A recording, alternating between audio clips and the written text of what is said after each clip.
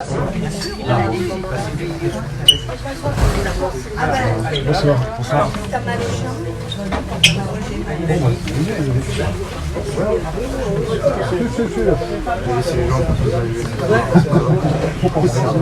Non, non, non. Là, il y a une place. Voilà.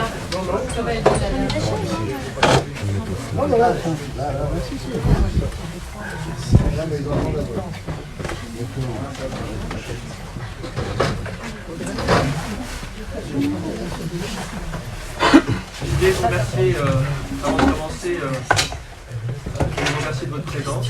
C'est toujours important quand on lance la campagne par une première réunion publique de voir qu'on est nombreux et soutenus, même si effectivement il y a beaucoup de gens de l'équipe qui sont présents et que le but des réunions publiques c'est aussi de faire connaître et de faire passer notre message, d'entendre la parole de tous. Mais voilà, je voulais remercier les visages que je ne connais pas de leur présence et aussi ceux que je reconnais puisque c'est important de se sentir soutenu. Voilà. M'excuser sur le fait que la salle était petite, on était dans des conditions un peu précaires on va dire, parce que vous savez quand on a demandé la salle, j'avais demandé la salle Mathieu. Pour ceux qui connaissent, c'est une salle qui permet d'accueillir 60 personnes dans des conditions un peu plus confortables et que effectivement sans trop d'explications, on ne nous a pas donné la salle qu'on souhaitait, on nous a mis en conflit avec l'association du Scrabble que je remercie et qui a accepté de nous céder, même si on leur avait indiqué que la salle était réquisitionnée. Donc ils sont partis faire un repas de fin d'année et donc voilà, je suis assez content que la présidente de l'association ait trouvé une solution qui ne lèse personne. Mais j'avoue que j'étais un peu contrarié quand effectivement on nous a pas donné la salle qu'on avait demandé, parce que j'avais beaucoup de retours sur le fait qu'on serait assez nombreux.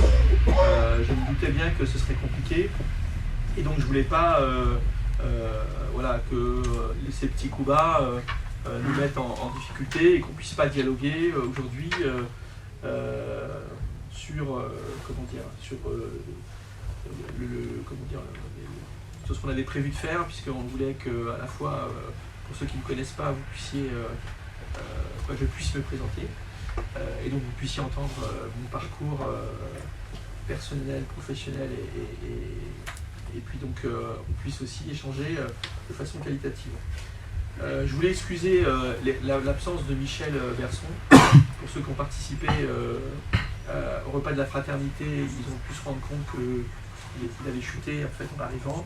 Il s'est fracturé la malléole, il a le pied dans le plâtre et donc il a un peu marché hier, ce qui fait que sa cheville a enflé, donc il ne peut pas nous rejoindre aujourd'hui, mais il est de tout cœur avec nous.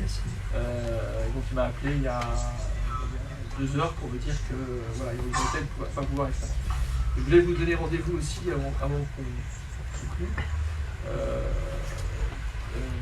Je voulais vous donner rendez-vous le 15 janvier 2020, parce que c'est le moment où on va faire la galette et on fera la réunion dans des conditions plus favorables. Donc j'espère que vous serez aussi nombreux et qu'on aura des conditions d'accueil qui seront encore plus favorables puisqu'on pourra avoir un coup qui aujourd'hui dans le contexte était un peu difficile à mettre en œuvre. Voilà, qui je suis, c'était la première question. La première question que tout le monde, en tout cas pas mal de monde me connaît, mais donc j'espère que pour cela le doute est levé. Pour les autres, je voulais me présenter. Parce que choisir un maire, c'est souvent commencer par choisir un homme. Et donc c'était important que vous puissiez connaître mon parcours personnel, mon parcours politique, et puis mon bilan, puisque je suis conseiller municipal depuis 2014, pour ceux qui ont vu l'invitation par la petite vidéo qu'on a produite.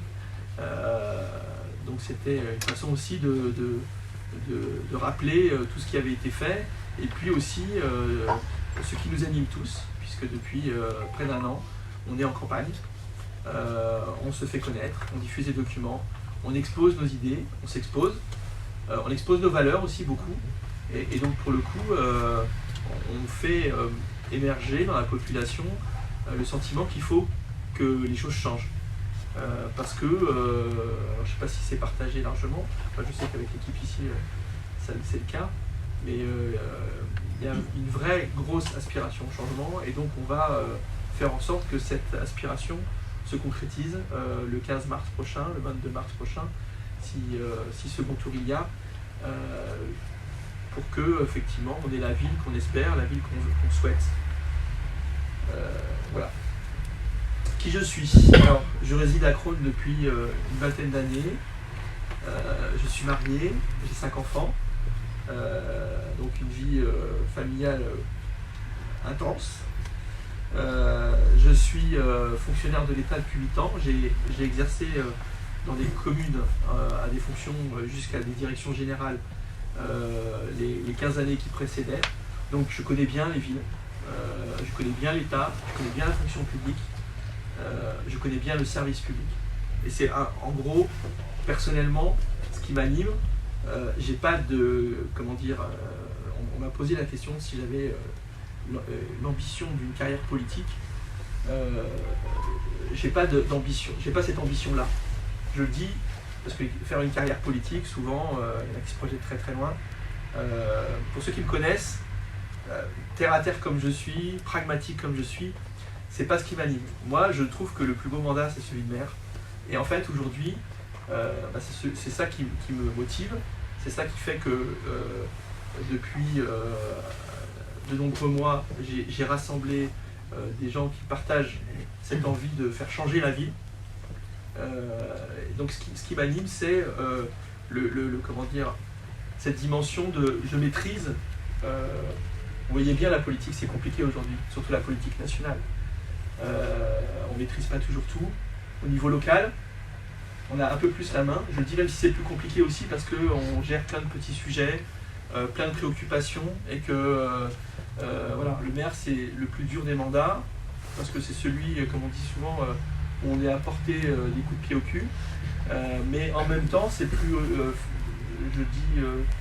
c'est plus enthousiasmant parce que c'est celui qui fait que vous réalisez immédiatement le fruit, vous avez le fruit de votre travail. Donc en fait, quelque part, on a la reconnaissance, on arrive à faire avancer les projets. Voilà, c'est moins bouché en fait comment dire, que l'action nationale qui parfois, on le voit bien, peut-être stérile, peut-être compliqué. Voilà. Voilà pour mon parcours personnel. Sur mon parcours politique, moi je me suis engagé en politique à Crosne. Avant d'habiter Crosne, c'est-à-dire donc avant une vingtaine d'années, je ne faisais pas de politique. Je faisais mon travail de fonctionnaire.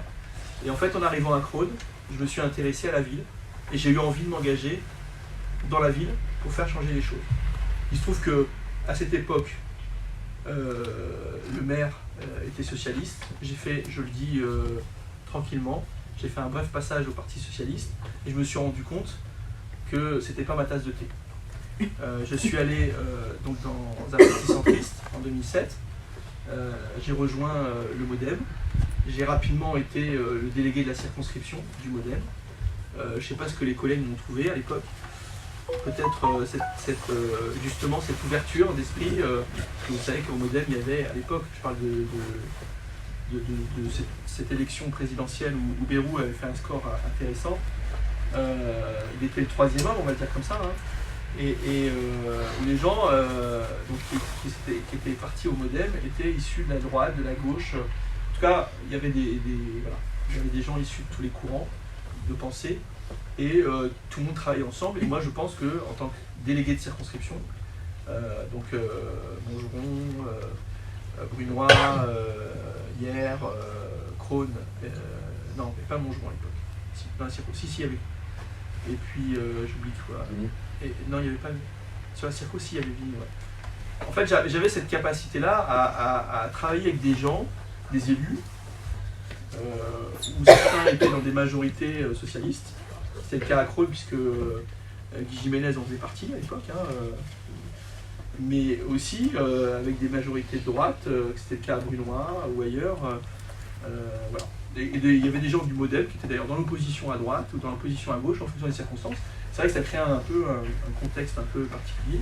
Mais voilà, moi j'ai été chargé d'animer tout ça. Et je m'y suis plu. Et puis Voilà, j'ai assez rapidement acquis la conviction que, en fait, c'était pas les partis qui étaient importants, c'était vraiment les hommes, en fait. Parce que c'est vrai que on voit bien dans la vie politique, c'est d'ailleurs ce que aujourd'hui la plupart des Français regrettent, c'est la concentration des ambitions, on va dire, pour des parcours souvent voilà, très personnels. Moi, j'avais l'idée que quand un homme est important et qu'il a une conviction, il est capable d'entraîner plein de gens. J'ai bossé dans des villes communistes, je le dis aussi assez paradoxalement, où il y avait des gens qui avaient une vraie vision stratégique, qui avaient été capables de monter des vrais grands projets qui rassemblaient tout le monde en fait. Et je le dis parce que quand on fait des beaux scores, en général au niveau des municipales, ça veut dire qu'on est capable de transcender, on va dire, son origine politique, on est capable de transcender ses valeurs, on est capable d'entraîner avec soi des gens qui ne partagent pas forcément votre vision nationale, en tout cas du point de vue politique, mais qui se retrouvent sur un projet local. Et c'est un peu ça, aujourd'hui, ce qui m'anime. Ce que je peux dire aussi, c'est que j'ai été candidat qu'à 2 élections dans toute ma vie politique. La première en 2007, au moment des cantonales, sur le canton à l'époque Crône, et la deuxième en 2014, pour les élections municipales ici. Et c'est dans ce contexte que je suis devenu conseiller municipal. Voilà. Mon bilan. Pour ceux qui me connaissent bien, vous savez que c'est 6 ans de combat contre les mensonges à répétition du maire. Je me rappelle d'une réunion avec lui au tout début du mandat. Il me fait venir dans son bureau et il essaie de voir si on pourra travailler ensemble. Et moi je lui dis, on pourra travailler ensemble. Je serai votre conscience. Je serai sur votre épaule et toutes les promesses que vous avez faites, je vous les rappellerai. Je vous dirai, à chaque fois que vous écartez de la ligne de conduite que vous avez vendue au Crônois, je vous le dis, c'est très sincère et c'est très exactement comme ça que c'est passé. Je vous rappellerai tous vos mensonges, tous vos écarts. Et c'est vrai que quand on regarde au départ nos programmes, en 2014, on avait beaucoup de choses en commun. Sur le fait qu'on n'augmenterait pas les impôts, par exemple. Vous imaginez bien que quand, 1 an et demi plus tard, la première décision qu'il prend, c'est d'augmenter de façon très significative les impôts. Hein, je vous rappelle, entre 14 pour certains et 30% d'augmentation d'impôts locaux. C'est quand même un peu douloureux pour quelqu'un qui avait juste promis de ne pas y toucher. Quand on voit l'urbanisme tel qu'elle est partie en vrille, alors qu'il avait fait un certain nombre de promesses, il faut se dire, là, voilà. Donc moi, 6 ans de combat, 6 ans de... Alors on m'a toujours au début pris pour quelqu'un de très vindicatif, parce que j'allais au tribunal quand il le fallait. Le premier procès que j'ai entamé, c'était sur le droit d'expression des conseillers municipaux. Et donc j'ai rappelé au maire que, Claire peut en attester, puisque Christian aussi, puisqu'on est tous les 3 au conseil municipal, je dis pourquoi on n'a pas un droit d'expression plus élargi. Le texte, la réglementation dit que en fait on bénéficie d'un droit privilégié. On avait le droit à l'époque, tout début, 250 caractères par mois. Vous imaginez, on fait un tweet et c'est réglé. Hein. Voilà, aujourd'hui à notre époque, on fait un tweet et c'est réglé. Donc je me suis battu. J'ai gagné une première fois. Il a passé son temps à tergiverser, à faire des comment ça s'appelle, des mémoires pour répondre, etc. en argumentant. Au final, j'ai gagné au tribunal administratif.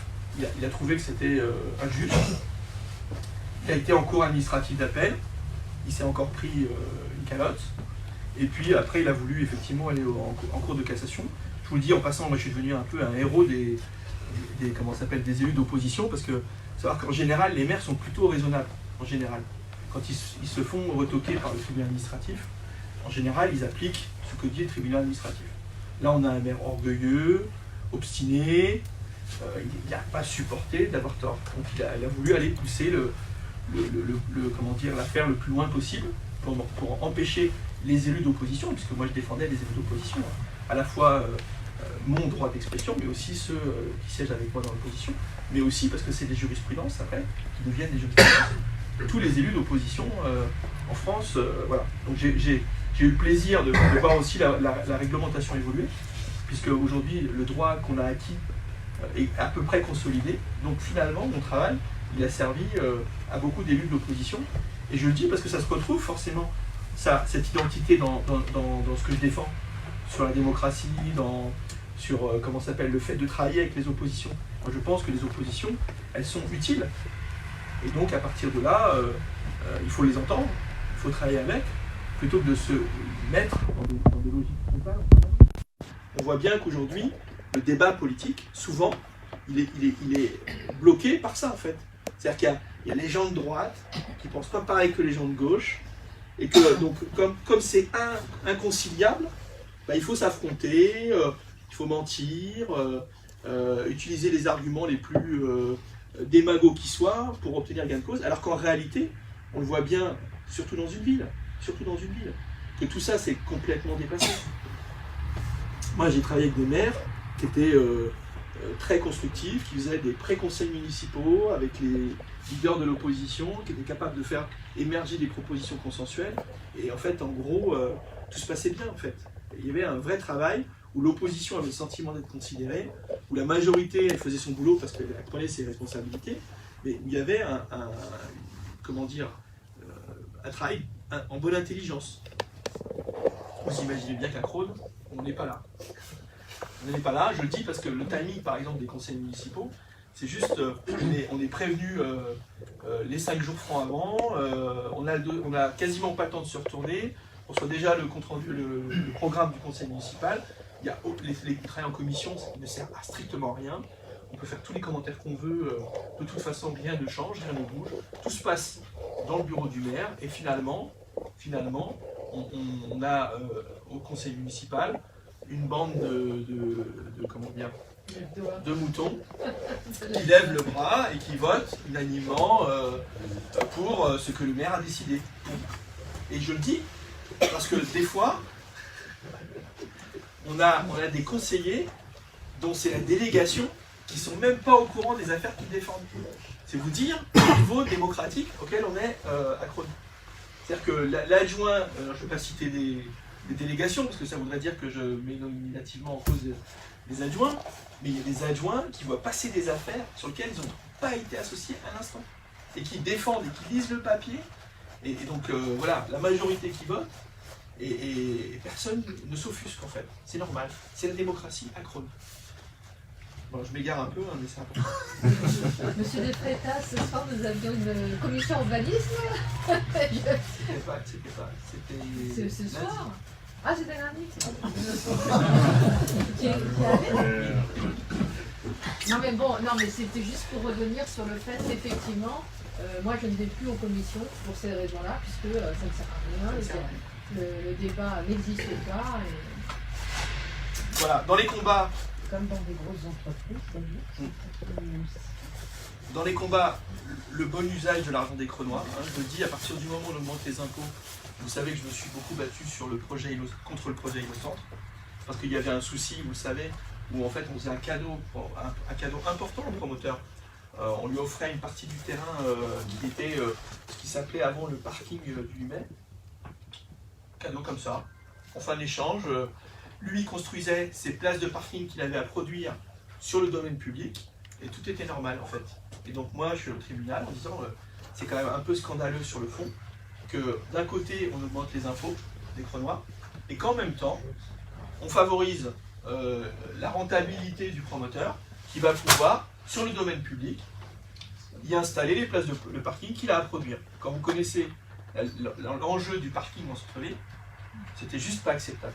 Donc au final, le promoteur a accepté de remettre de l'argent dans le deal.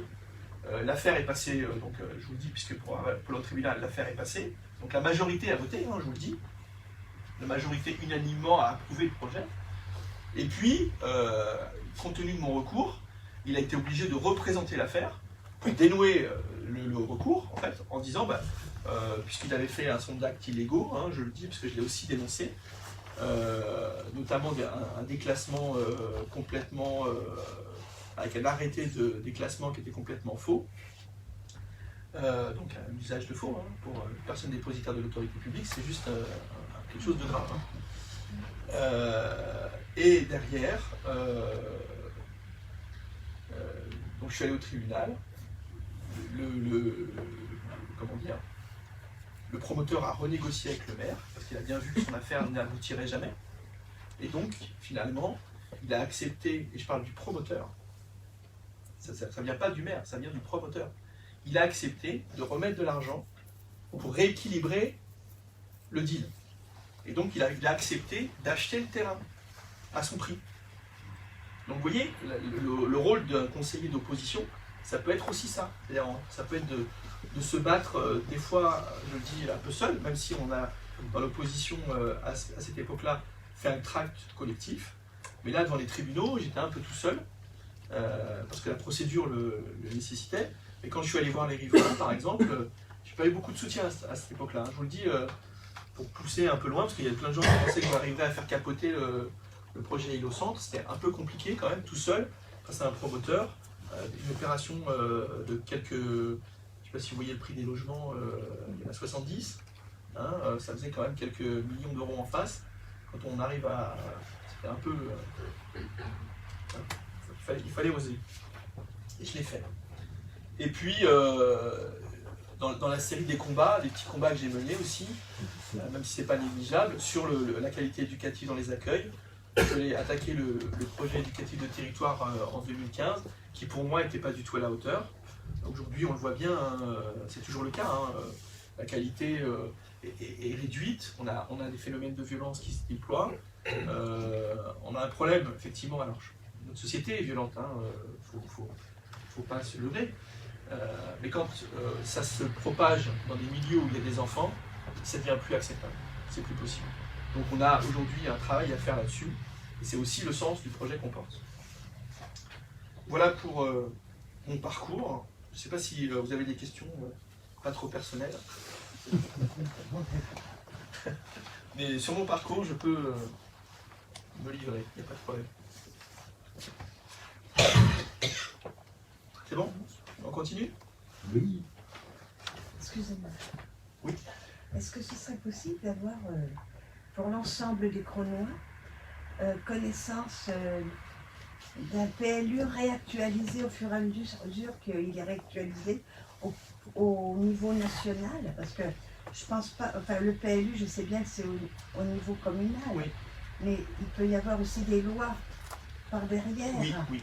Alors il y a un code de l'urbanisme, hein, c'est Voilà. un qu'on parle. Ouais, un petit livre, je suis... Entre autres, et puis vous savez, il y a des dispositions sur lesquelles on peut ne pas être d'accord, même quand c'est dans le code de l'urbanisme. Hein. Je pense notamment à la loi Duflot, par exemple, Oui. qui a créé les conditions. Alors, moi, je comprends l'enjeu national. Hein. L'enjeu national qui est de loger les gens et qu'il fallait effectivement, à un moment donné, créer les conditions pour que le prix du foncier, notamment en Ile-de-France, soit rendu un peu plus accessible. Ce qui fait qu'on quand la loi est sortie, elle visait à faire sauter un certain nombre de verrous, on va le dire comme ça, notamment le coefficient d'occupation des sols, qui faisait que par exemple on pouvait utiliser qu'un certain pourcentage de son terrain, parce qu'on pouvait construire sur le terrain à partir du moment où il avait une emprise minimum. Ça c'est le code de l'urbanisme. Mais toutes ces règles, je veux dire, si on fait un plan local d'urbanisme, c'est parce qu'on considère que dans notre territoire, on doit pouvoir aménager en tenant compte de nos spécificités. On n'a pas, je le dis parce que par exemple, si vous faites des choses de façon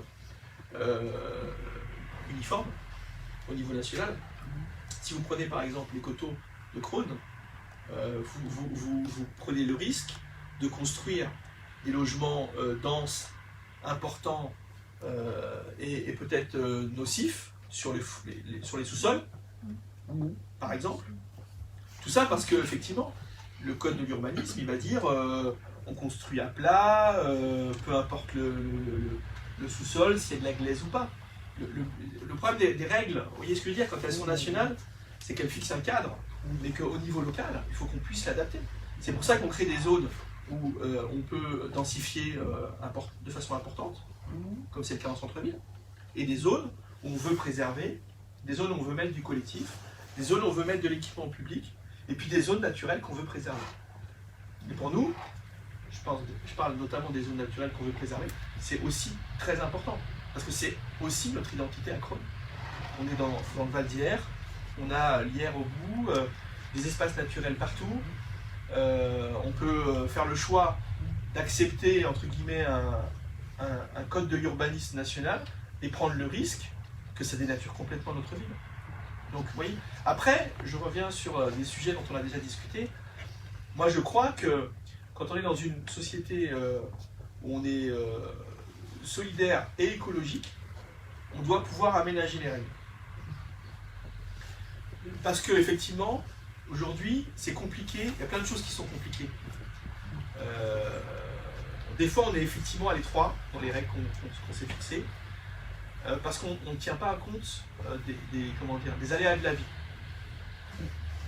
Et que des fois, on a besoin de pousser les murs parce que les aléas de la vie nous ont poussé à être à l'étroit en fait. Je reprends un exemple dont on a déjà parlé. Quand on a par exemple dans sa famille quelqu'un qui devient handicapé, à un moment donné, très rapidement, on est à l'étroit. Et il faut que les règles, on les dépasse. Et donc, moi je pense que dans un PLU qu'on aura revu, il faudra qu'on réfléchisse à ces circonstances exceptionnelles de la vie, qui fait qu'à un moment donné, on va avoir besoin de plus d'espace et que peut-être les règles, aujourd'hui, elles nous contraignent. Par exemple. Autre chose, sur l'écologie, aujourd'hui, on voit bien qu'il y a des gens qui aspirent à d'autres façons de vivre, qui sont capables de construire des maisons avec des normes exceptionnelles en termes de rendement écologique. Et que là encore, on doit pouvoir aménager, à mon sens, les règles pour permettre à ces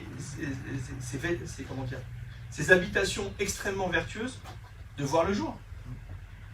Vous voyez ce que je veux dire? On ne peut pas s'opposer. Moi je le dis parce que je suis contre le tout béton, je suis contre le tout tuile.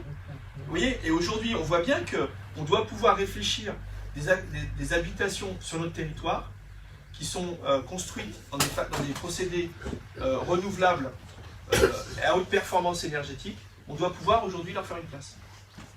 Et que quand on regarde la façon dont aujourd'hui notre PLU est construit, et ben, en fait, en réalité, si c'est pas du béton et de la tuile, ça marche pas. Vous voyez? Donc, vous voyez, les petits exemples dans la question que vous me posez me permettent de dire voilà comment je vois les choses en fait. Et je le dis parce que ces échanges-là, on les a construits ensemble.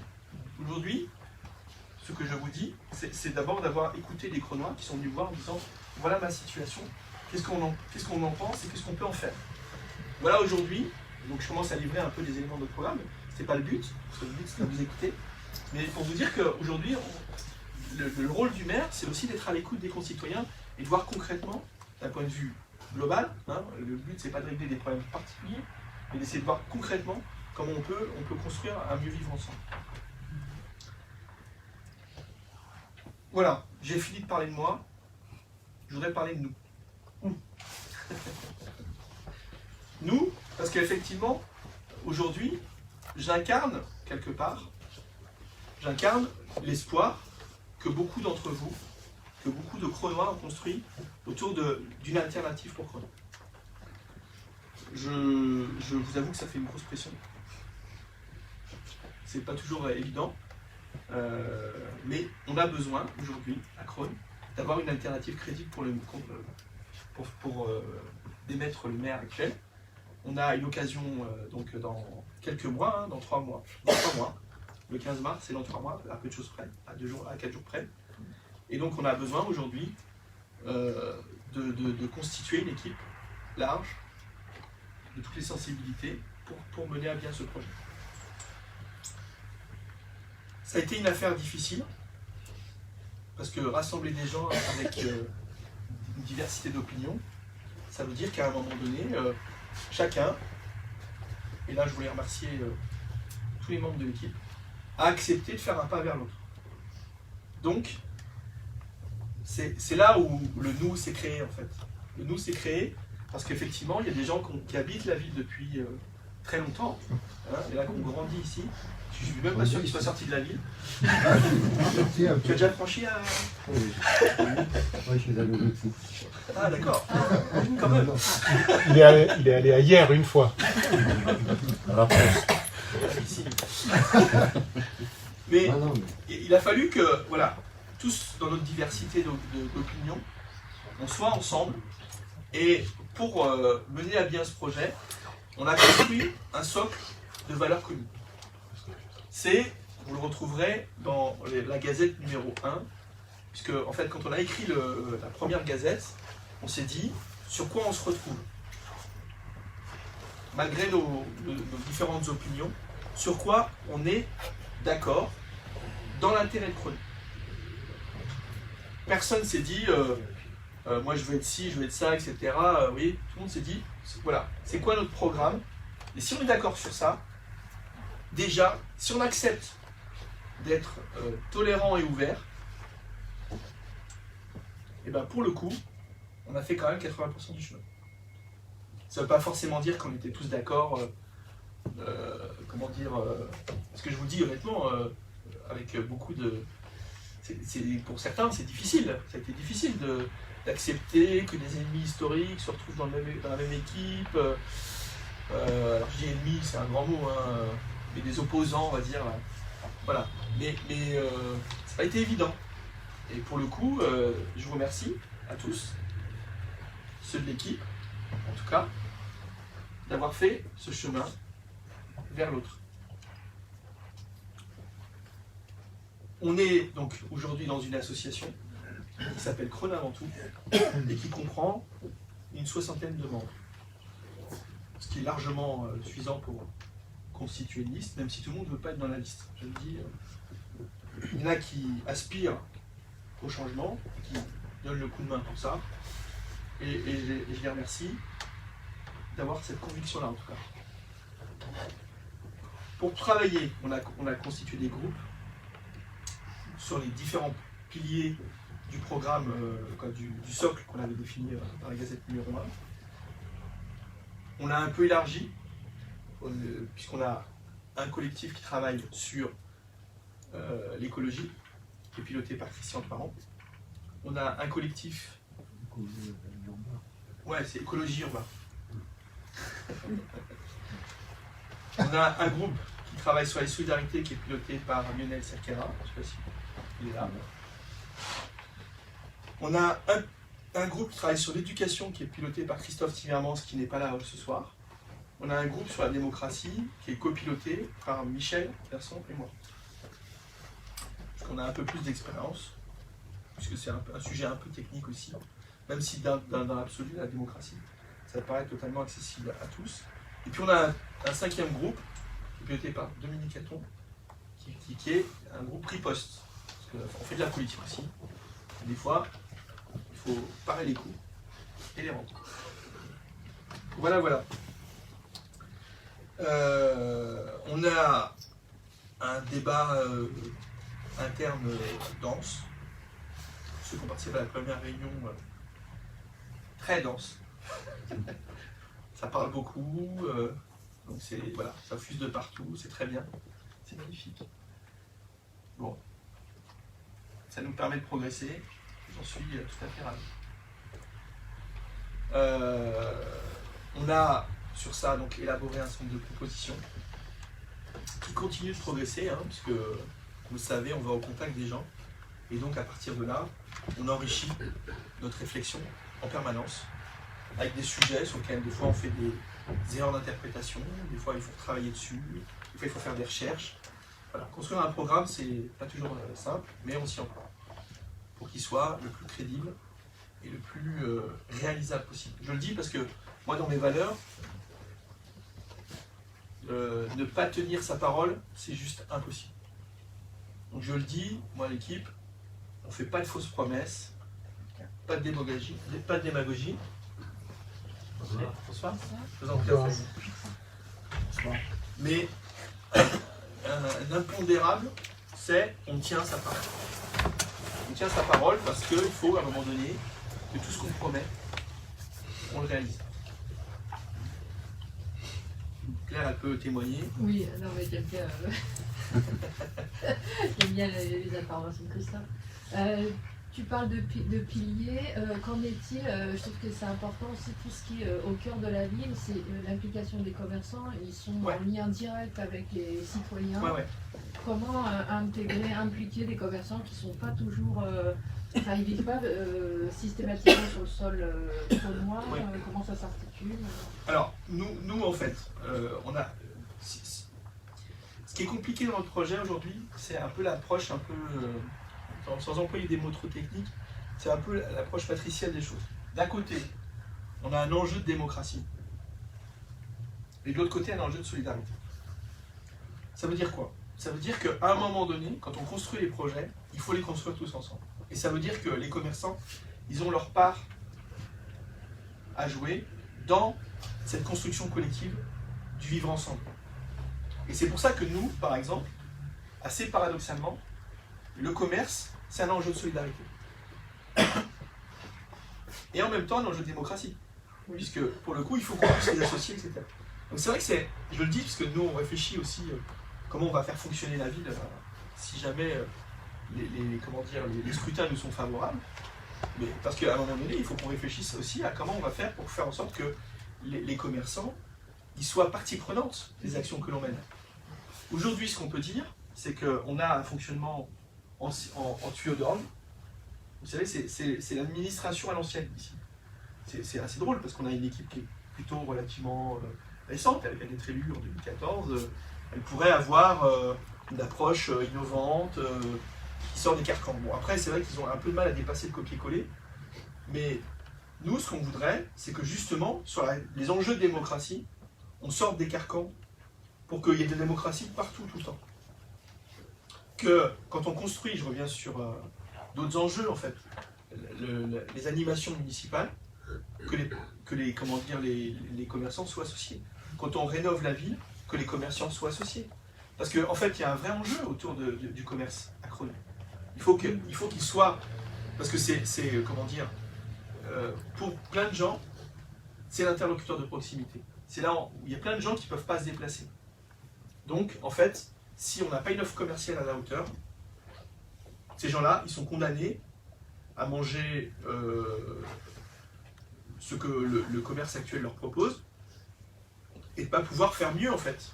Donc, on a besoin aujourd'hui, je pense, de construire une offre commerciale qui soit en développement, qui nécessite de passer nécessairement de passer par la grande distribution, mais c'est-à-dire qu'il faut qu'on arrive à un moment donné à avoir à Crosne une offre suffisamment élargie pour qu'on puisse aller acheter du parfum, qu'on puisse acheter des vêtements, aujourd'hui qu'on puisse aussi acheter des produits sains et bio, par exemple, ce qu'on n'a pas actuellement ici. Donc nous, on voudrait construire, par exemple, sur la partie et un peu, commerce et un peu écologie, on voudrait construire une offre un peu particulière aussi là-dessus. Parce que manger bien, c'est un vrai enjeu aussi. Et manger bien pas cher, c'est encore plus intéressant. Donc aujourd'hui, dans le groupe écologie, on y pense beaucoup, parce qu'on se dit, il faudrait qu'on produise, il faudrait qu'on ait une offre de circuit court, alors je rentre encore dans les détails, une offre de circuit court qui soit particulièrement intéressante. Voilà, c'est sur ça qu'on travaille aujourd'hui. Là, je vous dévoile tout. C'est-à-dire en mars, on sortira le programme, mais si je parle trop, on n'aura plus besoin de le sortir en mars. Voilà, donc notre projet aujourd'hui, et après je vous donne la parole. Mais c'est important aussi que vous puissiez interrompre. Notre projet, c'est d'abord de retrouver nos valeurs dans la gestion de la ville. Nos valeurs en termes de démocratie, et notamment le respect du pouvoir du conseil municipal, puisque je vous le disais, aujourd'hui, il n'y a pas vraiment de débat. Mais aussi des espaces de concertation qui auraient pu éviter les nombreuses erreurs commises par le maire. On le voit bien quand on aménage la ville, quand on fait la circulation, quand on construit les bâtiments. Aujourd'hui, il y a des erreurs monumentales qui sont faites en permanence. Enfin, moi, j'ai envie de dire que c'est Le pas jardin des médiéval. erreurs. C'est de carrément... l'incompétence, on est d'accord. Pour certains.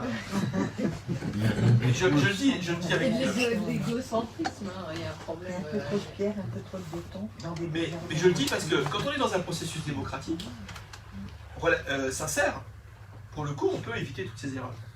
On peut se dire là, franchement, sur la programmation des travaux, on est vraiment faire tout à la fin. Je le dis parce que on nous a vendu une histoire, des paroles et des actes. On a beaucoup parlé. J'ai toujours pas vu les actes. On a vu juste le bordel que ça faisait de faire tous les actes au même moment. Mais à un moment donné, je pense que si on avait parlé et agi en même temps, on aurait évité plein de choses. Hein, vous voyez, c'est, comment dire, sans vouloir faire un parallèle national, il y en a qui critiquent la culture du en même temps, mais là, je pense que ça aurait été vraiment utile. C'est pas de se dire, je parle, je vous vends ce que je vais faire, et puis à la fin, tout le monde a vu. Hein. Des paroles et quels actes, hein. Ouais. Donc aujourd'hui, notre message, c'est vraiment quels actes, effectivement. On l'a vu sur la solidarité, on le verra sur l'écologie, on le verra sur l'éducation. L'urbanisme. Et sur l'urbanisme, oui. Nous, personnellement, faire une Lacoménie, on a vu les paroles, on a vu les actes. Hein. Les paroles, on les a vues effectivement uniques, et les actes, on a eu le droit à la bouette, on a eu le droit au vote, on a eu le droit à la conserve, au tremblement, enfin, au coup, absolument tout. Donc nous, on a quand même vu les paroles et les actes. Sauf que ce n'étaient pas les vrais actes, c'était les vraies paroles. Pour Noël, pas pour aller chez toi en voiture. Sur l'écologie et l'urbanisme, c'est exactement ça en fait. Sur l'écologie et l'urbanisme, c'est exactement ça. On a un cadre de vie qui est exceptionnel. Je veux dire, la forêt, l'IR à côté, des espaces verts. Et là, aujourd'hui, on voit bien l'augmentation anarchique des constructions. On voit bien tous les terrains qui sont aujourd'hui en cours comment dire, on rase, etc. et on construit. Personne, objectivement, moi ça fait 6 ou 7 fois que je demande à voir le projet de coulée verte au conseil municipal. Ça fait 6 ou 7 fois qu'on me le promet. Mais moi, à la limite, je suis pas mieux que vous, hein, vous voyez, de ce point de vue-là. Mais si quelqu'un connaît le tracé de la coulée verte, savoir combien il a coûté, quel impact il va avoir sur notre vie. Alors je sais qu'il y en a un qui a le droit à un traitement privilégié, c'est Grégory. Bon, je te donne les chiffres. Hein. Mais c'est juste scandaleux que on ait des traitements comme ça un peu différenciés. Moi, conseiller municipal et qui demande des informations, qu'il n'y ait pas accès alors que les affaires sont traitées au conseil municipal. Et certaines autres personnes c'est moi, coupable. Qui eux, le récupèrent. Bah, je l'ai violenté pour qu'il me donne les chiffres et les machins. Donc j'ai eu un semblant de dossier, mais j'ai eu le lendemain dans ma boîte, voilà. Bon, par porteur, puisqu'il n'y avait pas de timbre ni d'adresse, dans ma boîte, le dossier de la coulée verte. Voilà. L'éducation, je vous le disais aussi, l'éducation, aujourd'hui, c'est un vrai problème. On a, je vous le disais, une difficulté, notamment en termes de violence dans les écoles. Je vous rappelle que juste l'éducation, c'est la première des compétences de la commune. Budgétairement, souvent, c'est celle qui pèse le plus. C'est les ATSEM, c'est l'entretien des écoles, c'est les fournitures scolaires, c'est tout ce qui fait que nos enfants, on en a un peu plus de 1000 aujourd'hui qui sont scolarisés à Creux, 1000 à 10 ou 15 près, sont bien accueillis et ont la chance potentielle d'avoir une réussite scolaire importante. On voit bien le degré d'impréparation de cette commune. On a récemment, notamment en maternelle, eu une évolution avec la prise en charge des plus petits. La ville, elle a découvert les choses, mais c'était, je le dis parce que des fois on peut être un peu dépassé par les événements, mais on réagit bien. Là, je crois que les parents d'élèves sont beaucoup mobilisés, la communauté éducative s'est beaucoup mobilisée. J'ai pas eu le sentiment qu'ils avaient l'écoute de la municipalité. Et je le dis parce que quand on a travaillé sur le projet éducatif de territoire, on a eu le sentiment que quand on fait un budget par exemple, l'État, je ne sais pas si vous le savez, mais l'État mettait un peu d'argent dans cette affaire. Mettait 50 € par élève. Et quand en face, donc 1000 élèves, 50 €, 50 000 €. Et quand pour équilibrer le budget, le maire en était réduit à compter l'électricité, l'eau, etc., dans des proportions un peu importantes, vous imaginez comme si on avait eu plus d'enfants dans les écoles. Hein. On passait de comment ça s'appelle, de 4 jours à 4 jours et demi, et lui il comptait les petites choses comme ça, tout ça pour pas mettre de l'argent sur les projets éducatifs. Il en était réduit à compter l'eau, l'électricité, le gaz. Les photocopies. Le papier. Oui, les photocopies, ouais. C'est vous dire le fait qu'il n'y croit pas en fait. Parce que c'est de ça dont on parle. C'est-à-dire qu'à un moment donné, on devrait se dire, ça c'est la première des priorités. Nos enfants, c'est ce qui est le plus important. Et derrière, vous avez un maire et un conseil municipal qui mégotent sur l'eau, l'électricité, le gaz. Je crois que les fédérations de parents d'élèves et les associations de parents d'élèves sont beaucoup mobilisées à l'époque, en 2015, en 2014, en 2015, pour dire mais c'est scandaleux, c'est scandaleux. On a, je vous le dis par rapport à la violence, un problème aussi de soutien à la parentalité. Je comprends, hein, c'est pas toujours simple pour des parents, j'en ai 5, mais à un moment donné, il faut pouvoir, pour les familles qui sont en difficulté, pouvoir être aidées, accompagnées. Aujourd'hui, on renvoie les parents à leurs responsabilités, mais on les épaule pas. Donc on a besoin aujourd'hui de construire une offre, je pense, de soutien à la parentalité. Comme on a besoin de construire une offre sur la réussite scolaire. Alors je dis pas que sur la réussite scolaire des tout petits c'est pas fait, on a des études, etc. Mais sur les collégiens et les lycéens aujourd'hui, on a besoin d'avoir un accompagnement scolaire pour eux. Je le dis parce que c'est une expérience que j'ai déjà menée dans le cadre de mes expériences professionnelles antérieures. Et aujourd'hui, si on ne construit pas quelque chose sur ce sujet-là, on laisse la main à Academia, etc., etc. Et finalement, on construit une forme d'inégalité dans la réussite scolaire. Donc, je le dis parce que j'ai déjà proposé au conseil municipal. On m'a dit, mais ça n'intéresse personne. Alors que quand moi je l'ai fait à Brunois, on avait 150 gamins qui étaient suivis, des profs de maths, des profs d'anglais, des profs d'espagnol, des profs de français, et des gamins qui venaient jusqu'en terminale, et qui venaient suivre des cours ou se faire accompagner sur un problème à un moment donné. C'est possible. Et donc, soit on y croit, à la réussite scolaire de nos enfants, et qu'on n'a pas les moyens, et bien à ce moment-là, on est tout seul. On n'est pas aidé. Et je reviens sur la logique de solidarité. Aujourd'hui, je le dis parce que, pour le coup, sur Brunois, on avait construit une offre qui était sur tous les quartiers de la ville. Tous les gamins y circulaient dans la ville, qu'ils soient des Hautes-Mardelles ou des Bosserons. Je ne sais pas si vous connaissez Brunois. Bref, on avait 2 populations qui tournaient, etc., qui venaient voir les profs. Et donc l'offre, elle était vraiment accessible à tous, au même tarif, mais parce qu'on y croyait. On pensait qu'à un moment donné, on faisait des stages de préparation pour le bac, on faisait des stages de préparation pour le brevet, on faisait des stages de rentrée scolaire. On avait l'idée qu'à un moment donné, les enfants, ils ont besoin d'être accompagnés, quel que soit leur âge, et pas juste les tout petits. Voilà. Et puis, effectivement, on a aussi des enjeux autour de la solidarité. Ce que je disais, je dis un peu de façon régulière, parce que pour nous, c'est ça la solidarité en fait. Je le dis parce que les questions qu'on me pose souvent, ça tourne autour de l'action sociale. Comme si la solidarité, ça se résumait à l'action sociale. Comme si le fait de se parler, le fait de faire des animations ensemble, c'était nécessairement que de l'action sociale.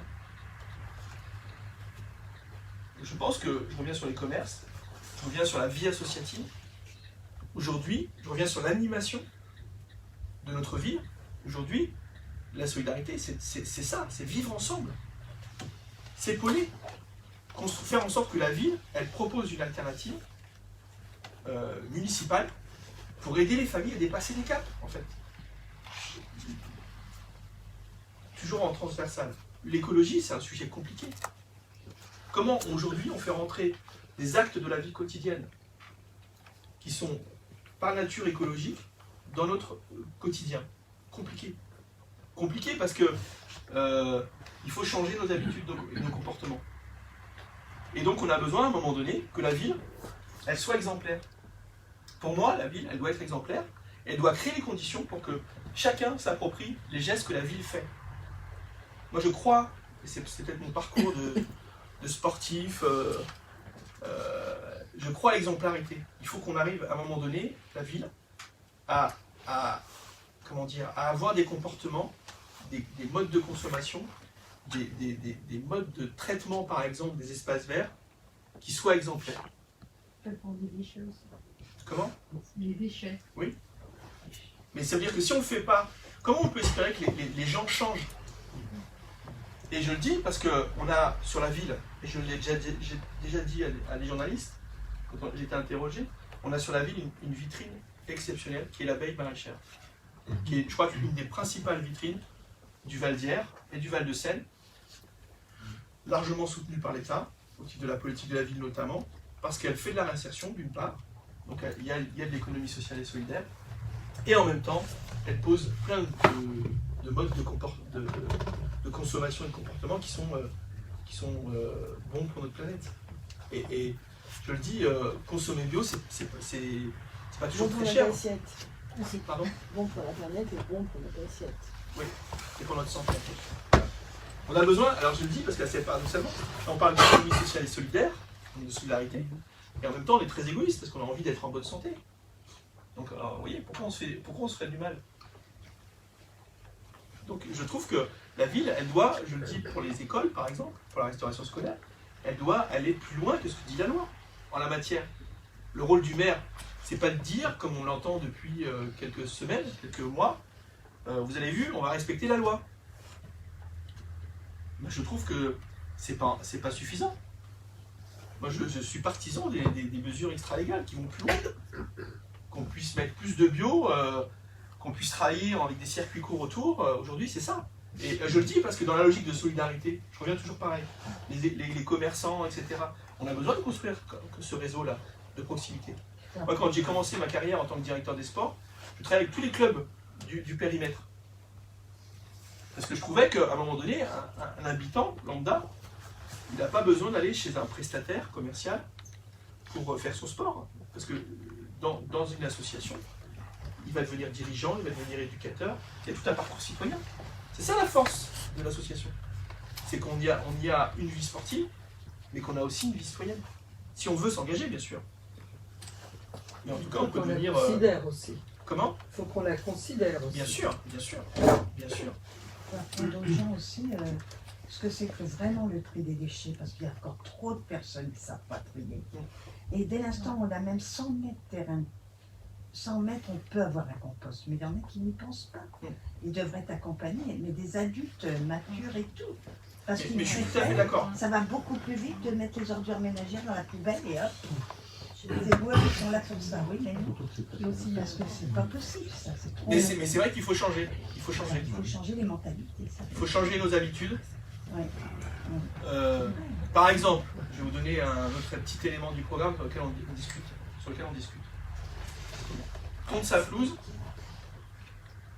ça nécessite une tondeuse, Des bras. de l'électricité, de l'eau, etc., des bras. La ville, elle a aujourd'hui tout ça. Elle met de l'essence, produit du carbone. Moi, je crois à l'éco-pâturage. Ah oui. Je crois à l'éco-pâturage parce que on doit pouvoir aujourd'hui on a des parcs, on doit pouvoir avoir aujourd'hui des moutons qui vont faire le travail des hommes. Le lycée Rosa Parks à Montgeron a depuis cette année des vaches et des moutons. Ils ont 29 hectares. On a l'abeille maraîchère. Ça suffit pas, mais qui est c'est un bon super début. intéressé, qui a un projet depuis des années dans les canons. Moi, j'ai À l'hôpital de Villeneuve, on est d'accord. Aujourd'hui, quasiment toutes les grandes institutions font ça. Moi, quand je discute avec les collègues qui sont au service espace vert, vous imaginez que tondre la pelouse, c'est pas la partie la plus intéressante de leur boulot. Ils préféraient faire des massifs, ils préfèrent, vous voyez. Et donc à un moment donné, si ça permet à tout le monde d'être dans son intérêt, moi je suis favorable à ce qu'on développe cette solution. Si en plus de ça, moi je le dis parce que mes voisins ils sont venus me voir, ils disaient Christophe, pourquoi on fait pas ça? En fait, c'est eux qui m'ont donné l'idée en fait. C'est mes voisins. On se met 6-7 voisins, on s'achète un mouton et on se le fait passer tous les jours. Non mais c'est drôle, c'est très drôle. Mais je trouve qu'à un moment donné, si on veut changer le comportement, on commence par des petits gestes comme ça. Et ça peut être en adéquation avec l'éducation, attirer les enfants aussi vers les animaux et le rôle et l'utilité de... Vous voyez, c'est des petites choses comme ça. C'est des petites choses comme ça, mais devenir, avoir des comportements en fait qui sont bons pour la planète. Et je le dis parce que l'écologie c'est souvent ça en fait.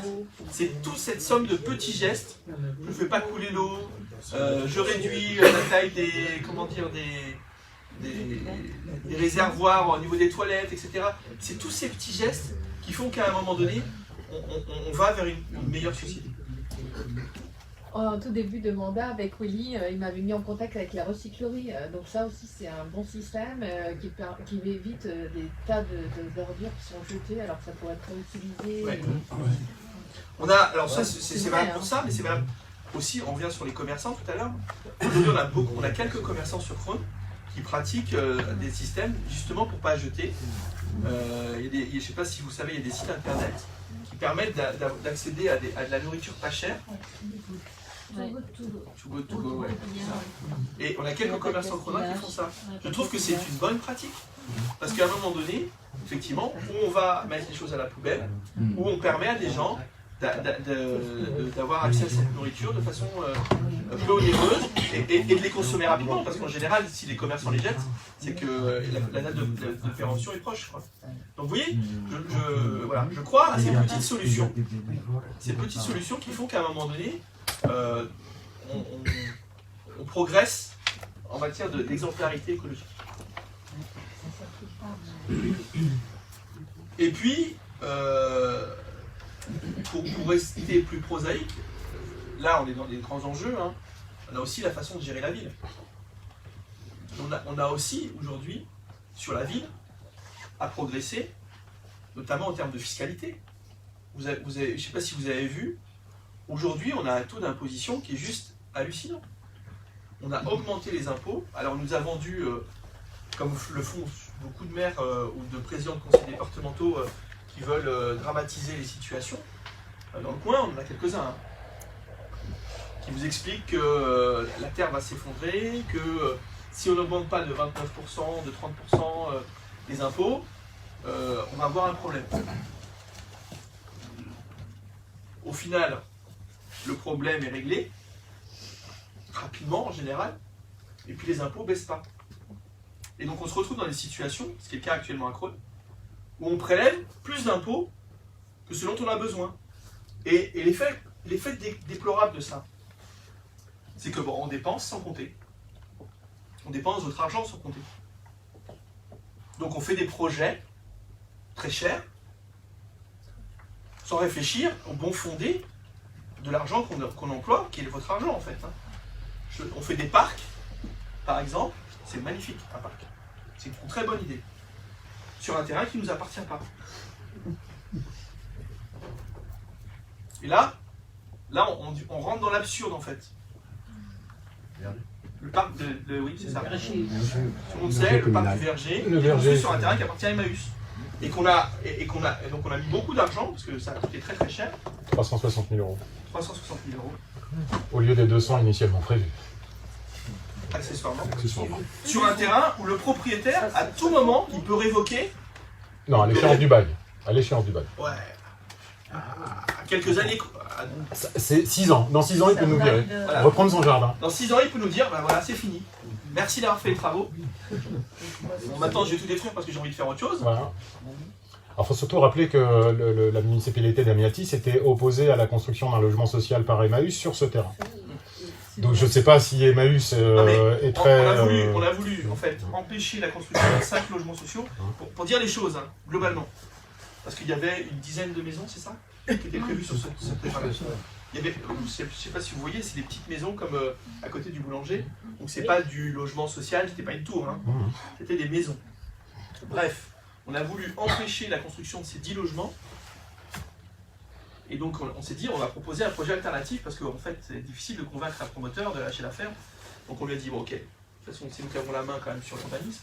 Donc comme c'est une zone à l'époque qui était non constructible, on la rend pas constructible. Donc c'était ce qu'on appelle une zone non efficandi. Donc la ville était un peu la maîtresse d'œuvre sur le projet. Donc on lui dit, on va faire un parc.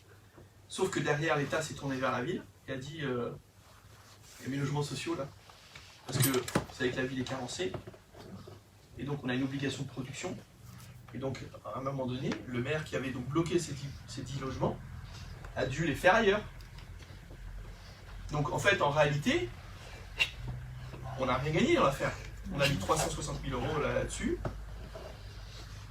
Alors si, on a gagné un beau parc, mais qu'on peut perdre à tout moment, on va dire. Et derrière, on a fait 55 logements dans le Val-de-Crône, on va encore en faire quelques-uns, parce qu'effectivement, on a une obligation de production de logements sociaux.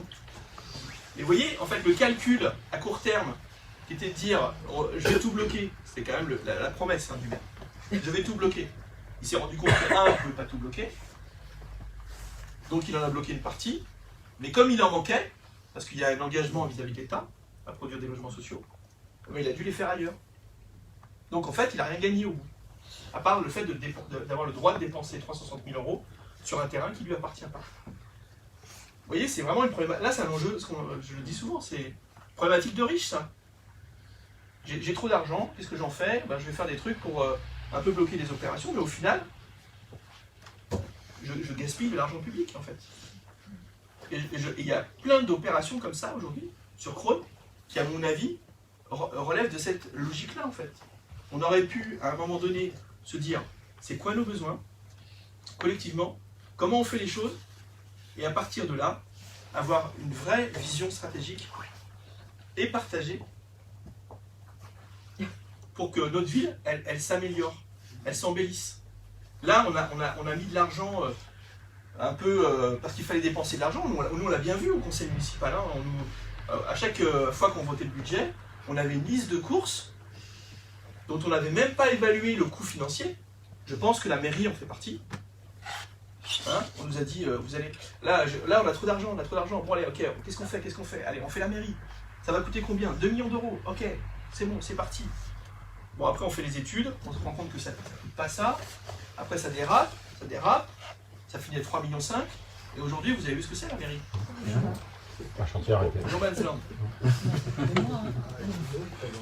D'accord?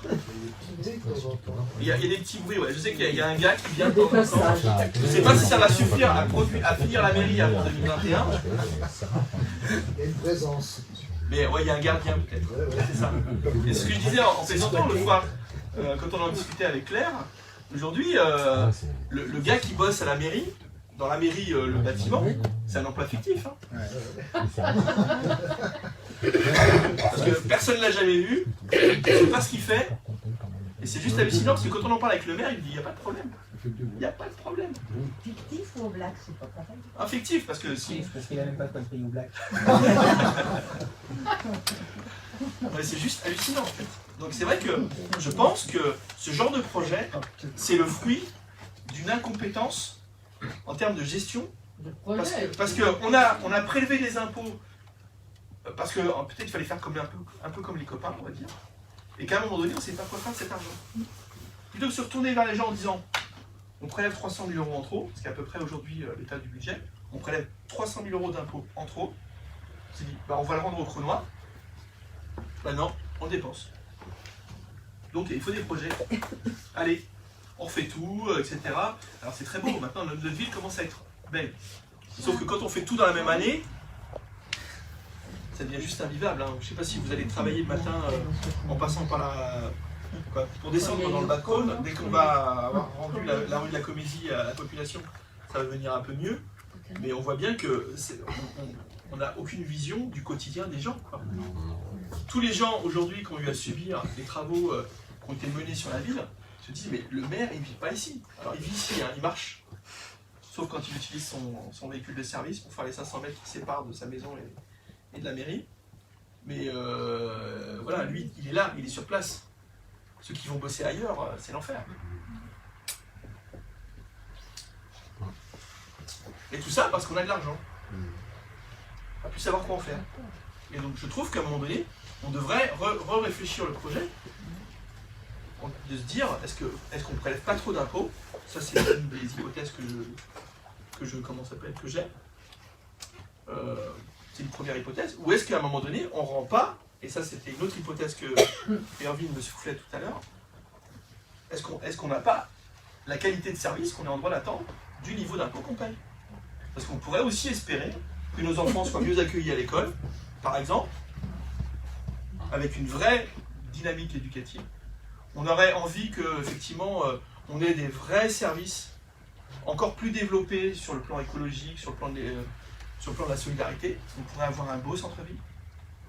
Est-ce qu'on y a pensé? Oui, c'est à ça aujourd'hui qu'il faut qu'on pense. Alors je ne dis pas qu'il faut comment dire, parce que pour le coup, on construit le projet ensemble. Hein. Je dis pas qu'il faut baisser les impôts. C'est une hypothèse. C'est une hypothèse. Mais je pense que si on est tous d'accord et si on est dans un fonctionnement démocratique, on doit pouvoir se mettre d'accord sur ce qu'on est prêt à payer par rapport au niveau de service qu'on attend de la ville. C'est ça l'enjeu démocratique. Donc moi, je crois qu'on peut baisser les impôts, mais ça c'est mon hypothèse. Mais j'entends aussi ceux qui disent, à un moment donné, on veut une meilleure qualité dans les écoles, on veut un centre-ville qui soit avec un commerce plus riche. Et je ne parle pas que des commerçants. Mais c'est important aussi, parce qu'ils ont besoin de vivre. On a besoin d'avoir des produits de qualité, on a besoin d'avoir des écoles où ça se passe bien, la cantine effectivement, on a besoin d'avoir des services pour les personnes âgées.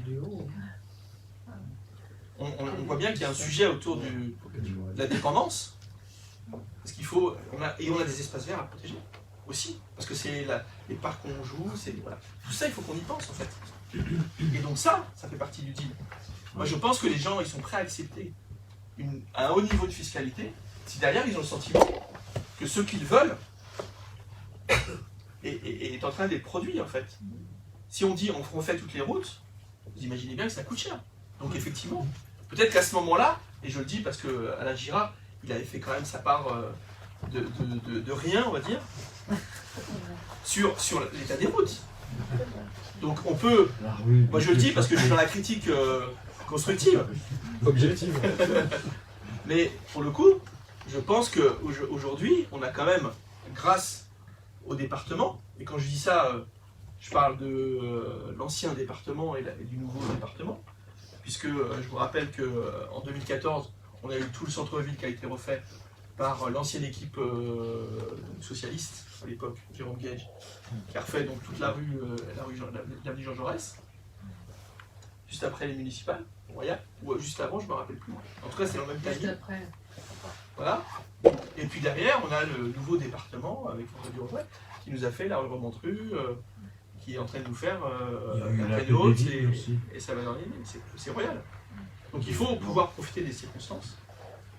Pardon. Il y a eu la rue des Vignes aussi qui a été refaite. En d'autres temps aussi, la rue des Vignes, on est d'accord. Oui. Donc Avec on doit... 50 cm de trottoir de chaque côté. Non, après, je préfère la rue des Vignes. Entre nous, je préfère la rue des Vignes que la rue Remontrue aujourd'hui. Hein. Oui, oui, bien sûr. Parce que la rue Remontrue, encore une fois, c'est l'idée que tout seul dans son coin, dans son bureau, en discutant avec un gars, qui a le portefeuille, on est capable de, de trouver des solutions intelligentes. Moi, j'y crois pas à ça. Voilà, je le dis parce qu'on est intervenu quand même, juste pour signaler qu'il y avait un réverbère au milieu d'un trottoir. Le trottoir était comme ça, et qu'en fait, en gros, la position du réverbère empêchait les poussettes de passer, empêchait les fauteuils roulants de passer, alors qu'à côté, il y avait juste 5 mètres de libre. Il se trouve que, bon, on l'a constaté le jour de l'inauguration, et comme je l'ai mis sur le blog, etc., et qu'on a un peu alerté la municipalité sur le sujet, qui est très attentive à ce qu'on lui dit, pour le coup, dans la foulée, ils ont dépassé le... Mais je le dis, on aurait pu en discuter avant. Il y aurait pu avoir une concertation avant. La rue des Vignes, c'est exactement ce qui s'est passé. Oui, exactement. Il y a eu un groupe de travail, il y a eu... je crois que c'était toi le président à l'époque de la conseil consultatif. Il y a eu des discussions avec les riverains et qui ont pu permettre de faire émerger un projet qui satisfaisait le plus grand nombre. Je ne dis pas que ça satisfait tout le monde, hein, je le dis parce que moi j'ai une opinion assez tranchée là-dessus, je le dis parce qu'en 2014 c'était mon discours. C'est de dire, moi je ne suis pas favorable à ce qu'il y ait une partie de la ville qui décide que c'est l'autre ville qui va subir les nuisances. Je ne suis pas favorable à ça. Moi je pense qu'on doit pouvoir trouver des solutions collectives qui ne rejettent pas les nuisances. Vous savez, c'est le phénomène not in my backyard. C'est-à-dire pas dans mon jardin en fait. Oui. Je veux bien qu'on ait des approches sociales, mais surtout pas à côté de chez moi. Alors, en ce qui concerne la rue Remontrue, quand même, ça discute quand même depuis 1970. Hein. Ouais, et ça aboutit à Ça aboutit à rien. à rien. Ça On a refait une route, et exactement comme celle d'avant. Et qui est archi moche. Pardon? Il y a un feu rouge en plus. qui est archi. Il est archi moche. Ouais. Avec un feu rouge. Intelligent. Ah oui. Ouais, c'est heureusement qu'on a fait rentrer la technologie. C'est quelque part. Et il marche pas en plus. Ouais, il déclenche à 25.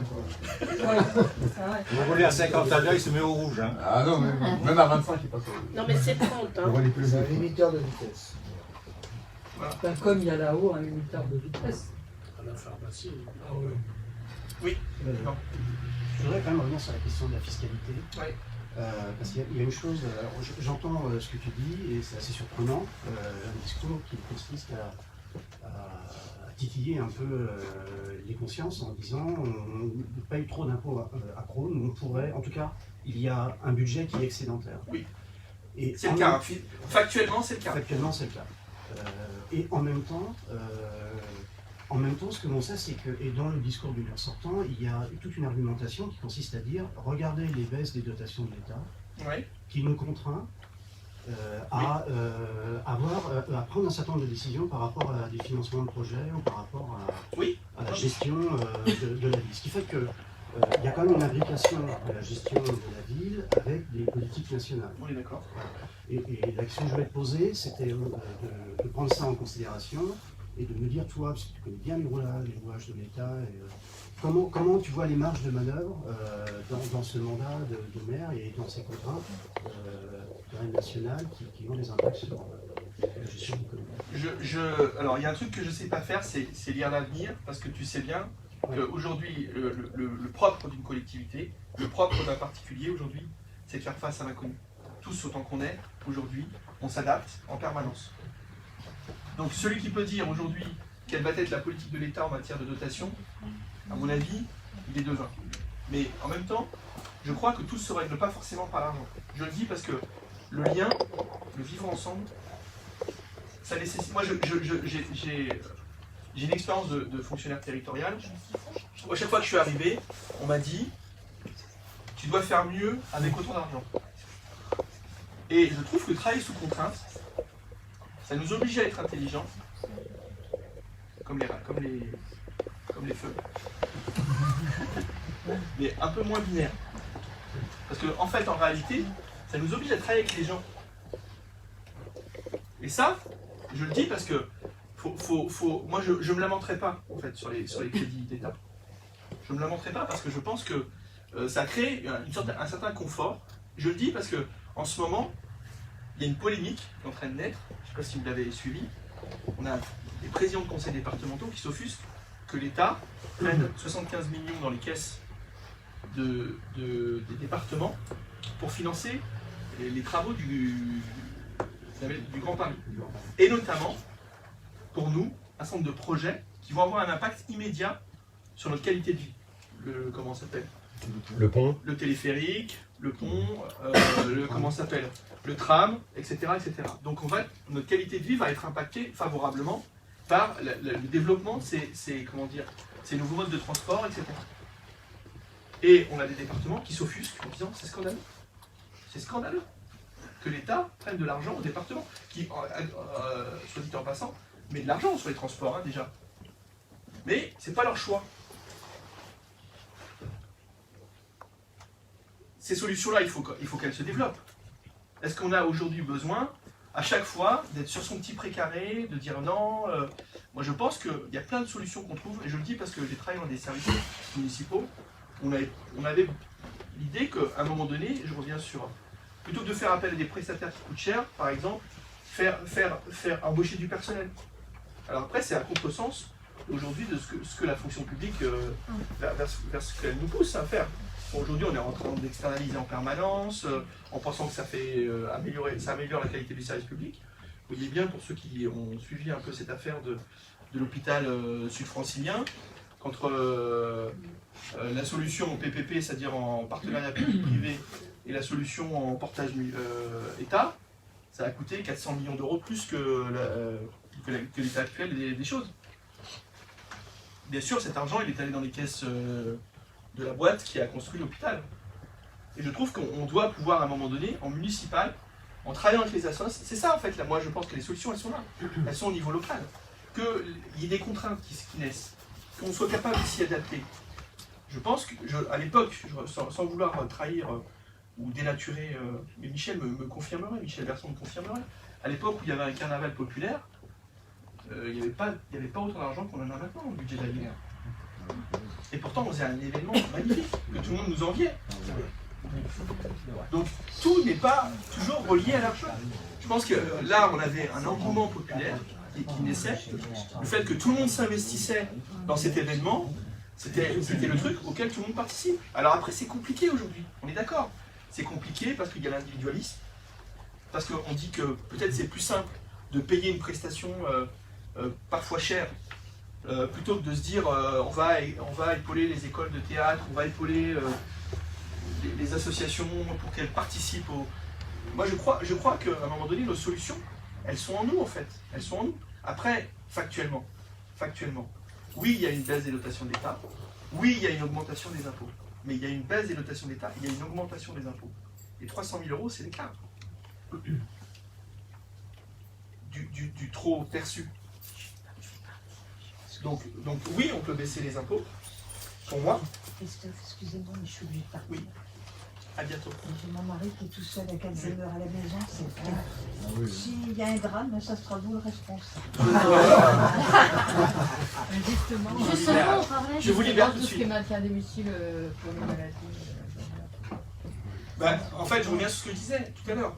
C'est que moi, je crois qu'il y a des solutions aujourd'hui qu'il faut qu'on imagine pour produire. Sur la dépendance, c'est un sujet. C'est un sujet. Mais ça, c'est un sujet qui coûte de l'argent. Donc je reviens sur ce que je vous disais. Aujourd'hui, on a quand même plein de besoins, entre guillemets, à couvrir. Je pense qu'il y a un sujet autour de, par exemple, des complémentaires. Il y a des villes aujourd'hui qui je vous libère, hein, je ne voudrais pas avoir un cas sur la conscience. Au revoir. Je porte en conseil, je vais un petit peu là. Ouais. Bonne Mais soirée. vous voyez, sur l'assurance, par exemple, sur les complémentaires, il y a des villes aujourd'hui qui se lancent là-dessus en disant moi j'ai proposé à la population un accord collectif, un contrat collectif qui va profiter à tout le monde. Sur les mutuelles, sur les complémentaires. Il y a aussi les possibilités de mettre en place des services d'accueil de jour aussi qui permettent de soulager au moins les familles avant d'être... Sur quoi? Quel type de... Les accueils accueils de jour? Les accueils de jour, c'est la personne, elle arrive le matin, le soir, et elle rentre dans des activités d'ateliers thérapeutiques. Oui, mais là on parle d'une pathologie en particulier là. Alors il y a bien sûr le maintien à domicile, mais le maintien à domicile, ça amène à l'exclusion aussi malgré tout. Oui. Mais il y a aussi la prévention qui doit être... mais ça, sur la prévention, il y a un enjeu, et je reviens à ce que je vous disais, sur plein de solutions, on a deux options en fait. On attend que ça se passe, et ensuite on médicalise, ou on anticipe. On se dit qu'à un moment donné, on doit tous jouer un rôle, et notamment les associations, pour justement accompagner et lutter contre la dépendance en fait. Il y a la dépendance physiologique, et puis il y a aussi tout ce qui est effet maladie neurodégénérative. Enfin bon, si tu veux, on en parlera de manière... Mais il y a vraiment un projet qui permet de prévenir, de retarder les effets, et qui permet d'éviter, on va dire, la souffrance des patients. Mais je pense que par exemple, je crois par exemple au sport sur ordonnance, parce qu'à un moment donné, on a un certain nombre de problématiques de notre quotidien. On a mal au dos, etc. On a des mauvaises postures. Et je pense que la pratique sportive, faite de façon intelligente, je dis ça parce que moi j'étais sportif de haut niveau, je sais à quel point ça peut déglinguer le corps. Mais je pense qu'il y a des pratiques qui peuvent être plus saines, qui peuvent lutter justement contre le fait qu'à un moment donné on perde de la masse musculaire, etc. Qu'on ait un relâchement ligamentaire. Donc pour le coup, on peut, à mon avis, avoir des associations qui œuvrent, et je l'ai constaté, je l'ai vu dans plein d'endroits, qui œuvrent à accompagner les personnes qui ont des... Vous voyez, si vous regardez la pub là, la personne qui dit je vais être en retard Marion, j'ai mal au dos, elle dit vas-y à pied, parce qu'effectivement, il y a des solutions simples qui peuvent renforcer le mouvement associatif. Vous voyez, c'est ces solutions intelligentes qu'il faut penser. Alors juste pour l'information, je suis intervenue sur EHPAD Magazine, ça va sortir. J'ai écrit tout un article sur la prévention des chutes qui vient de croiser toutes la prévention des chutes du sujet âgé. Et donc ça ventile en fait toutes les causes, qu'elles soient physiologiques, maladies neurodégénératives, et notamment ce que tu viens de dire à propos du sport prescrit, ça fait partie du programme effectivement. Et donc là, effectivement, en local, il faut être dans des actions de prévention. Ça peut être les associations, mais il y a aussi les dispositifs sur Le les maladies. CCAS peut prendre aussi en considération, par l'intermédiaire du PRIF, vous avez des ateliers équilibre qui peuvent se mettre en place, des ateliers mémoire, mais il faut que le CCAS en fasse la demande, et après, ça peut être repris par les associations. Ouais. Comme Prescriform, ça se met en place. Mais vous voyez ce que je veux dire?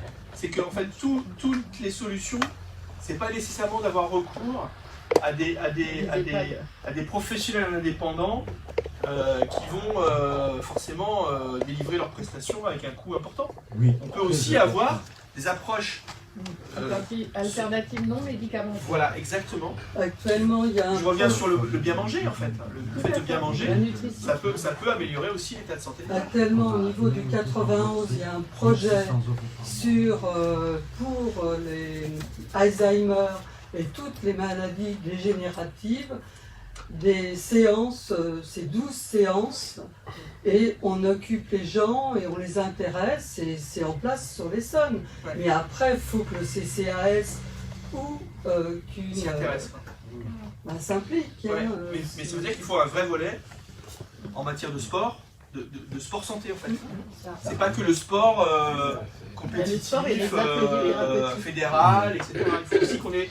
Et je reviens à ce que tu disais, hein, Yvan, j'ai pas oublié. Non, mais c'est juste qu'à un moment donné, on doit pouvoir, je pense, trouver des solutions à notre mesure en fait. Et pas forcément se dire, il faut construire un gros dispositif santé voilà, sur tous les sujets qui peuvent impacter les finances de la commune.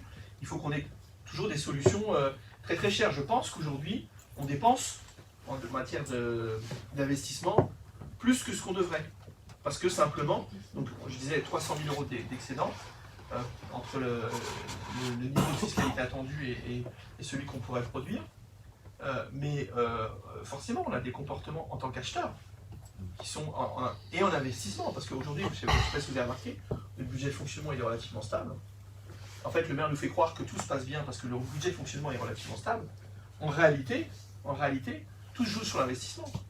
Et ça, je vous demande de vérifier par rapport au vote du budget. En fait, tout ce qui ne dit pas se passe dans le budget d'investissement. Tous ces gros marchés qu'on négocie de gré à gré, avec, même si on fait des consultations, hein, c'est un dialogue compétitif, comme on dit aussi. Vous imaginez bien que tout se passe là. Quand on met 3,5 millions sur une mairie, il y a des marges de manœuvre qui sont importantes. Et quand on vous dit on a économisé 50 000 euros sur le budget de fonctionnement en 6 ans, alors que dans le même temps on a dépensé 3,5 millions sur une mairie, alors qu'on avait prévu au départ d'en dépenser que 2, vous voyez où il est passé le dialogue compétitif? Ce qui était déjà énorme.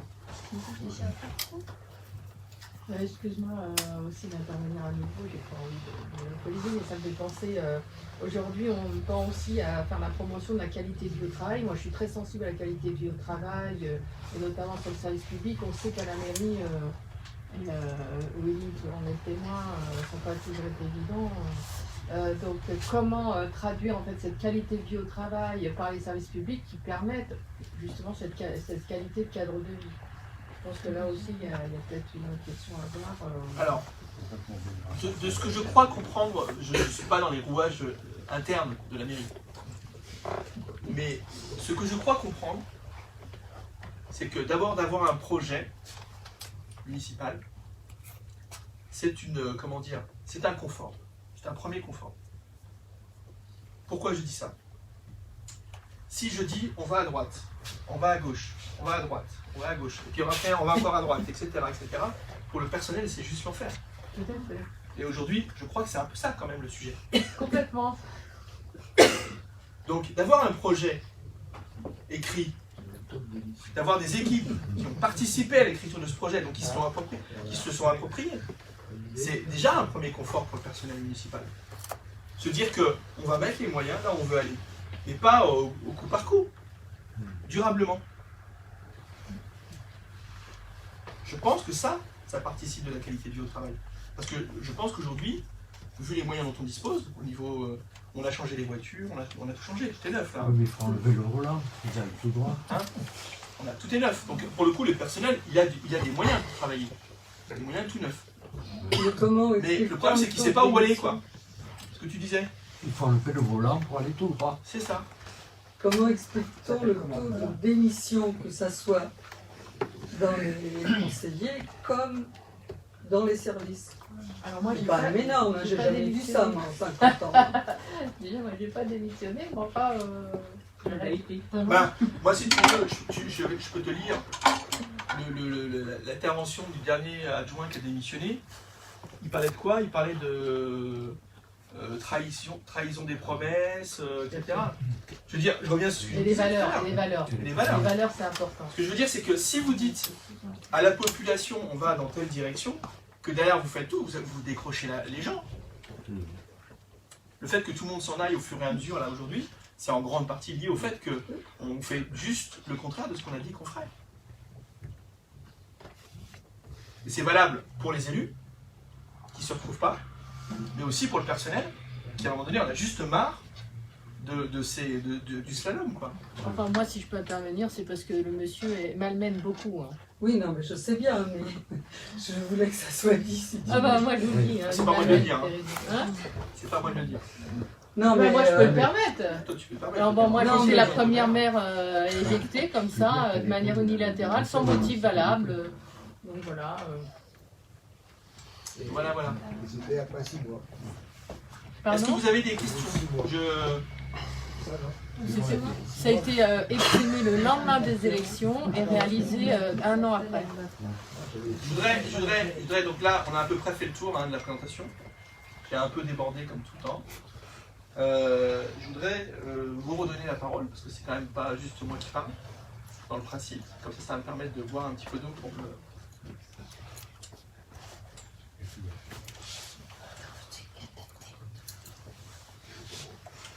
C'est l'heure, c'est ça? Bientôt. C'est bientôt l'heure. Non, parce que l'idée, c'est quand même que les réunions ne durent pas non plus. Est-ce que vous avez des questions? Parce que le but, c'était aussi d'écouter vos propositions.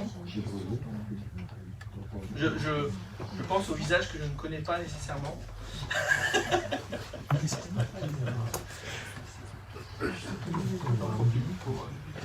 Alors, moi, je profite du fait que Christophe se sustente. Je voudrais juste...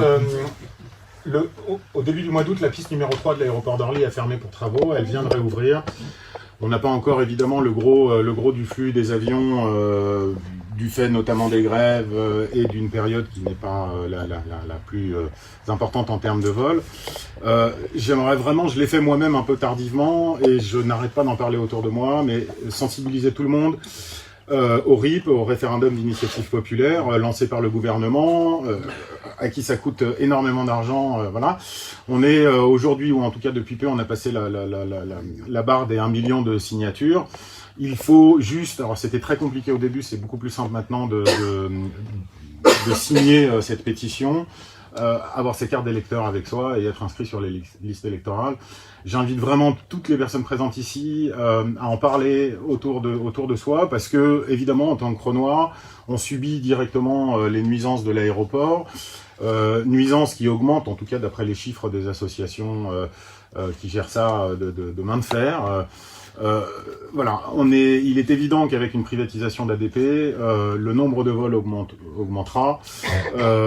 Il est probable aussi que la piste numéro 3 qui a été allongée, élargie, reçoive peut-être des avions un petit peu plus gros porteurs, qui n'étaient pour certains d'entre eux que destinés à Roissy. Donc vraiment, parlez-en autour de vous. C'est référendum.intérieur.gouv. C'est très simple, il suffit juste d'avoir ses cartes d'électeur à côté de soi.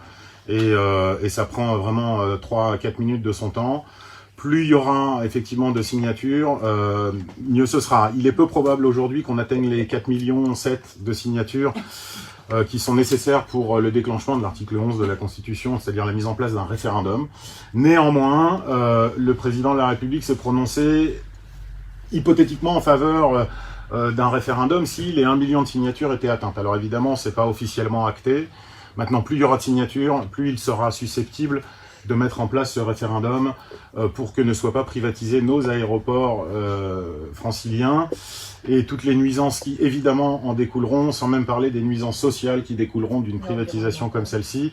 Voilà, nous on subira aussi directement les nuisances aériennes, la pollution bien sûr de l'air et la pollution par le bruit que généreront ces nouveaux avions ou ces rythmes un petit peu plus accrus. Et bien entendu, il y aura moins de sanctions pour les avions qui sortiront de leur zone de décollage et d'atterrissage, qui arrivent régulièrement. Elles sont à l'heure d'aujourd'hui sanctionnées à maxima et à minima on leur tape sur les doigts. Avec une privatisation, je pense que ce sera beaucoup moins souvent le cas et qu'on subira encore plus de désordre et de jouissance. Je t'en prie, pardon. Est-ce qu'il y a d'autres questions? Ça, c'était pas une question. Non, c'était une incitation à référendum. Est-ce qu'il y a d'autres questions? La signature de la fin. Ah non, laisse la parole. Qui n'a pas pris la parole et qui souhaite? Vas-y. Moi, je voulais savoir si tu avais la notion de la dette qu'on nous laisse là. J'avoue que non. Non. J'avoue que notre Parce que là, il donnera une certaine dette, elle est aujourd'hui, on va dire maîtrisée, dans le sens où les chiffres qu'on va nous produire, je pense, pour la fin de l'année, seront plutôt bons. Ce que je ne maîtrise pas, c'est la dette non comptable en fait. Je m'explique. On fait des marchés, on lance des travaux, puis à un moment donné, il faut qu'on les paye ces travaux. Donc aujourd'hui, par exemple, on a une situation par rapport à la mairie, vous avez tous compris. C'est qu'en gros, on a une grosse dette, parce qu'il va falloir la payer cette mairie, mais d'un chantier qui n'avance plus. Donc quelque part, à un moment donné, il va falloir la payer cette mairie, quand elle sera finie. Et le risque, c'est effectivement qu'en 2020, on ait une grosse facture à payer. Et donc la dette qu'on avait réussi à rendre vertueuse en 2019 devienne tout à fait catastrophique en 2020. C'est ça l'inquiétude qu'on a aujourd'hui. C'est pour ça que je ne peux pas vous dire aujourd'hui quel est l'état, parce qu'en fait c'est des reports, que ça c'est calculé au 31 décembre, que nous on a la maîtrise normalement au moment où on vote le compte administratif au mois de juin. Et donc en fait en réalité, aujourd'hui on sait qu'il y a des reports qui devraient pouvoir en couvrir une partie, mais vu la sincérité qu'on a au conseil municipal quand on nous livre les chiffres, c'est toujours un peu compliqué. Donc moi je ne peux pas vous dire, entre les travaux de la rue Montrue, c'est-à-dire les trottoirs, c'est quand même 700 000 euros, même s'il y a eu une subvention de la région à hauteur de 150 000 euros de mémoire, que sur la plaine haute, il faut faire les trottoirs aussi, que sur Saint-Vallier-en-Lindé, il faut faire les trottoirs aussi, qu'il faut payer la mairie. Je ne peux pas vous dire aujourd'hui à combien va s'estimer la facture qu'on va devoir payer en 2020, et qui risque de plomber tous les beaux chiffres qu'on nous aura produits au 31 décembre. Et d'autant que, juste pour l'info, on a au dernier conseil municipal appris, et au prochain on va aussi voter on allait avoir une ligne de crédit de subvention d'1 million d'euros qui pouvait être débloquée, je crois, au 15 ou 20 janvier. 1 million d'euros qu'on va dépenser entre le 1er et le 15 janvier. J'imagine que c'est pour payer les factures, certaines factures. Et en même temps, au prochain conseil municipal, on vote une autorisation du maire à engager sur les crédits d'investissement l'équivalent de 990 000 euros. C'est-à-dire l'équivalent de ce million d'euros qu'on emprunte. Donc ça veut dire qu'entre le 31 décembre, clôture des comptes, et le 20 janvier, on aura pris 1 million dans la dette. As-tu connaissance d'une procédure en cours sur l'arrêt des travaux de la mairie, justement? Parce que des travaux comme ça, sur un marché public, ça ne s'arrête pas sans moult recommandés, visites d'huissiers divers et variés. Tu as assisté au dernier conseil, certains d'entre vous ont assisté au dernier conseil. Les informations qu'on nous donne sont floues de chez flou. On ne nous donne pas d'informations. Je ne sais pas qui c'est qui disait ça d'ailleurs. Quand il y a flou, c'est un flou, il y a un... Martine Aubry. Non mais c'est pas le conseil, on l'a redit il me semble. Quand il y a du flou, il y a un flou. Voilà. Bah là en l'occurrence c'est très flou. Et je pense qu'effectivement, la surprise, et c'est ce que je dis, la la surprise qu'on va avoir au premier trimestre va être colossale. Et comme par hasard, les subventions des associations sont revues à la baisse. C'est à hauteur de 25%. Alors, 25%. j'avoue, je vais le dire, parce que je l'ai dit à d'autres associations que j'ai rencontrées dimanche, ça c'est la règle. En fait, quand on vote le budget, tard, et cette année, en 2020, en tout cas, on votera le budget tard, on ne peut pas allouer les subventions aux associations. Donc on leur fait une avance à hauteur de 25%. Entièrement d'accord, mais jusque-là, les subventions, les budgets, les demandes de subventions étaient déposées en novembre. Je sais, mais le budget a été voté quand? En décembre.